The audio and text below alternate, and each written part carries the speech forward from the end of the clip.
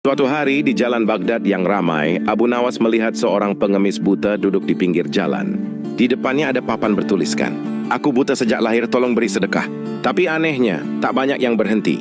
Abu Nawas mendekat memandangi tulisan itu sejenak, lalu menggantinya dengan kalimat baru. "Hari ini indah, tapi aku tak bisa melihatnya." Keesokan harinya ia kembali ke tempat itu. Dan benar di depan pengemis itu kini ada banyak koin dan roti. Si pengemis tersenyum haru. Aku tak tahu siapa yang menuliskan kata-kata baru ini, tapi banyak orang datang menolongku. Abu Nawas hanya berdiri di kejauhan, tersenyum kecil. Ia tahu, terkadang manusia tidak tersentuh oleh penderitaan, tetapi oleh rasa syukur yang diungkapkan dengan jujur. Hari itu ia pulang tanpa berkata apapun, tapi hatinya hangat karena kebaikan kecil bisa mengubah hidup seseorang. Kata-kata yang tulus bisa membuka mata, bahkan bagi mereka yang tak bisa melihat.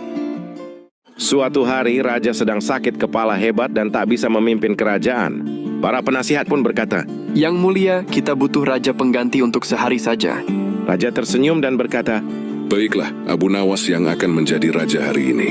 Abu Nawas terkejut, tapi langsung bersikap bijak, setidaknya di awal. Hari pertama, ia mengadakan rapat, membagikan nasihat, dan mendengar keluhan rakyat. Semua berjalan baik, sampai ia mendapat laporan bahwa pedagang di pasar menaikkan harga sayur seenaknya. Abu Nawas pun berkata lantang, Siapa yang menaikkan harga sayur akan dihukum. rakyat menunggu tegang. Lalu Abu Nawas menambahkan sambil tersenyum nakal, Dengan memberikan satu mangkuk sayur gratis untuk rakyat. Hahaha. seluruh istana tertawa, bahkan para penasihat ikut terkekeh.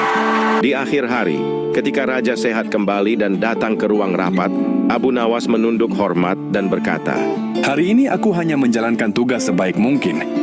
Raja tersenyum dan berkata, Hanya sehari, tapi engkau membuat rakyat bahagia. Abu Nawas tersenyum sambil menatap rakyat. Kadang menjadi raja itu bukan soal mahkota, tapi soal hati yang bijak dan penuh tawa. Kepemimpinan yang hebat lahir dari kebijaksanaan, keberanian, dan sedikit humor.